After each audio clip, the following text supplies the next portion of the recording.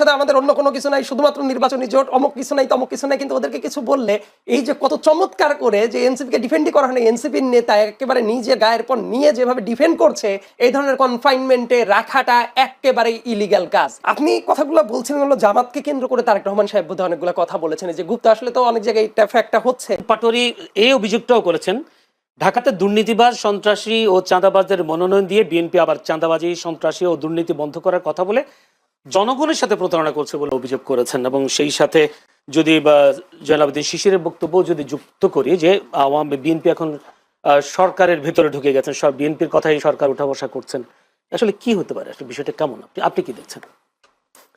মানুষ তো মুখ দিয়ে অনেক কিছুই বলতে পারে, সো আমাদের কাজ হলো যে সেই ব্যাপারটাকে কে কিভাবে বলছে সেই প্যাটার্নটার প্রতি আমার প্রত্যেকেরই বাক স্বাধীনতার প্রতি আমার রেসপেক্ট আছে, রাইট? এটাই বাক স্বাধীনতার চূড়ান্ত এক্সপ্রেশন, এবং আমার কাছে মনে হয় যে এই বাক স্বাধীনতা টুকটাক থাকা উচিত পলিটিক্সে।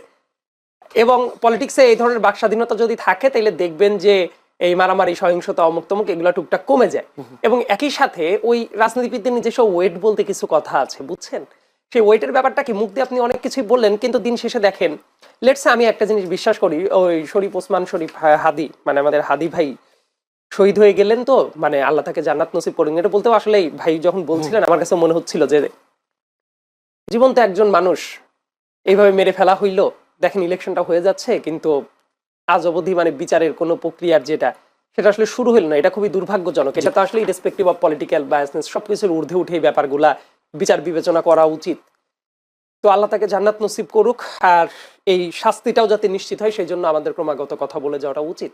2 নম্বর ব্যাপার বলি, দেখেন হাদি ভাই যখন এই জায়গায় ক্যাম্পেইনটা করছিলেন অনেকেই কিন্তু পছন্দ করছিলেন, নো ম্যাটার পলিটিক্সটাকে কেউ এন্ডোর্স করুক চাই না করুক, ব্যাপারটা যেটা হয়েছে ওই ব্যাপারটার ভেতরে না একটা ইনোসেন্স ছিল। কিন্তু ওই জায়গায় যখন আপনি জাস্ট পাশাপাশি রেখে চিন্তা করেন, এই ব্যাপারটা তো আমরা বলছি, এটা যারা দেখবে নিশ্চয়ই তাদের বিবেচনা করতে পারবে, জাস্ট হাদি আর এক পাশে হইল আমাদের নাসিরউদ্দিন পাটোয়ারি, দুইজনের কথাবার্তা, জেস্টার বসচার, কাজ কারবার যা যা করছে, এটা করার পরে মানুষের বিচার বিবেচনা করে নিতে পারবে যে ও ওয়েট আসলে কমে নাকি বাড়ে। আমি বলছি না যে দুইজন ব্যক্তি কখনোই এক হওয়াটা সম্ভব না, কিন্তু ওই যে কম্প্যারিজনের জায়গাটাতে আমি একটু নিয়ে গেলাম। তো এই কারণে আমার মনে হয় যে অনেক আলাপ আলোচনা করে বলতে চাচ্ছেন হাদির যে ওয়েট না, সেই ব্যাপারটাকে অনেক ক্ষেত্রে আউলফল ভাবে সেলও করতে গিয়ে বরং আরো হাস্যরসাত্মক উপায় তৈরি করেছে। যেমন ওই যে হাদি ভাইয়ের একটা ব্যাপার ছিল না, ওই যে মুড়ি বিলি করতো বাতাসা দিয়ে, ব্যাপারটাকে কিন্তু ইনোসেন্স দেখা যাইতো এটার ভেতরে, কিন্তু সেম জিনিসটাই সে যখন করছে খুবই হাস্যকর হয়ে যাচ্ছে। ইয়েট তার কাজ কথাবার্তা আমি মনে করি এইটুকুন ব্যক্তির স্বাধীনতাটা থাকা উচিত। মানুষ তাকে একসেপ্ট করবে কিনা মানুষ ভোট দিয়েই তো যাচাই করে দিতে পারে। আমরা যদি বলো এটা করলো ওরে পুঁতে ফেলতে হবে, ওকে অমক করতে হবে তমক করতে হবে, না, এটা গণতান্ত্রিক চর্চা না। গণতান্ত্রিক চর্চাটা হলে এটা যে আমার একজনের কথা যদি অপছন্দ হয়, সে যদি আপনার ব্যক্তিগত কোনো ক্ষতি টতি না করে ফেলে, ক্রাইম না করে ফেলে, তাহলে সে বলতে থাক না। মানুষ তাকে একসেপ্ট করলে সেটাকে আমি ওয়েলকাম করবো, যে মানুষ হয়তো তাকে একসেপ্ট করছে, আর যদি না করে তাহলে বুঝতে হবে যে তার ওই ওয়েটটাকে সে আসলে বাড়ালো নাকি কমালো। এই ব্যাপারটা বোধহয় জনগণের হাতে, আমরা ছেড়ে দিতে পারি। এটা নিয়ে আসলে এত তর্কাতর্কি মারামারি। আমি একটু কালকে মির্জা আব্বাস বলেছেন, তাকে একজন সাংবাদিক প্রশ্ন করেছিলেন, তখন তিনি বলেছেন এনসিপি আর জামাত হচ্ছে ক্ষমতায় এখন, তার বক্তব্য। এখন যদি জয়নাল শিশিরের কথা যদি বলি, বিএনপি এখন প্রশাসনকে ব্যবহার করছে, এই দুই কথার মধ্যে যদি হ্যাঁ, দুইটা কথা বলার আগে শিশির ভাই অনেক পরিচিত মানুষ আমার, বাট আপনারা টকশোতে বসায় দেন জন্য বিভিন্ন তর্কাতর্কি শুরু হয়, কিন্তু দিন শেষে আমরা আবার হ্যান্ডশেক করেই ফেলি। ব্যাপারটা হলো কি চমৎকার করে ওই যে বলছিলেন যে এটা ঝামেলা এটা ঝামেলা, একটা ইন্টারেস্টিং ব্যাপার আমি খেয়াল করলাম।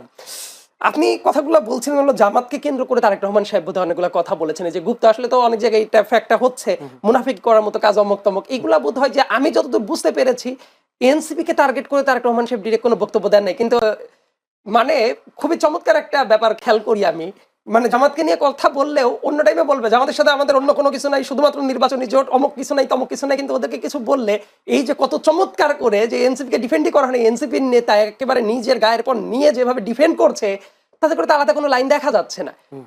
আমি মনে করি যে প্রত্যেকটা রাজনৈতিক দলেরই এই গভর্নমেন্টে বিভিন্ন জায়গায় বিভিন্ন অ্যাক্সেস আছে। আমি যদি বলি যে অন্য রাজনৈতিক দলের অ্যাক্সেস আছে বিএনপির নাই, এটা যেমন কথাটা ঠিক হবে না, আবার বিএনপির আছে অন্য দলের নাই, এই কথাটা বললে এটাও ঠিক হবে না।